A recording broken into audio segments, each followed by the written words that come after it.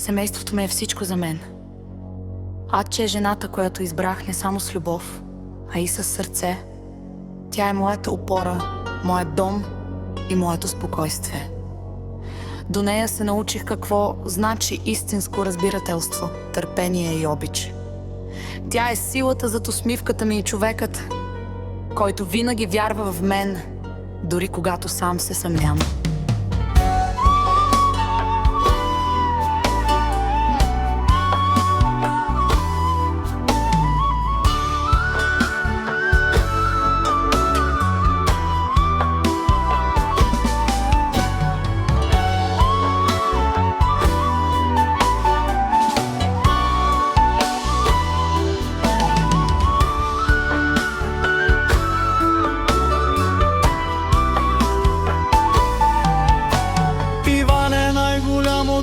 Чудо бе в живота ми, синът ми, моята кръв и моето бъдеще.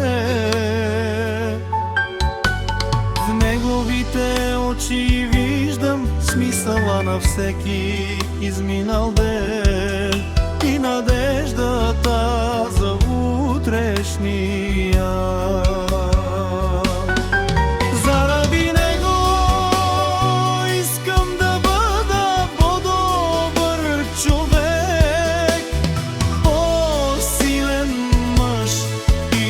Достоен баща, всяка негова усмивка ми дава сили, а всяка негова стъпка ме изпълва с гордост.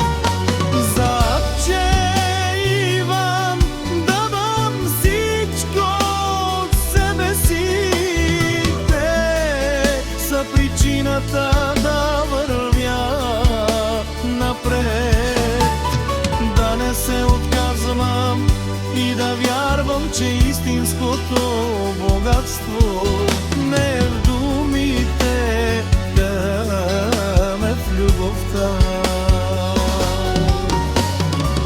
която споделяме у дома. Моето семейство е моята най-голяма благословия и най-ценното, което имам.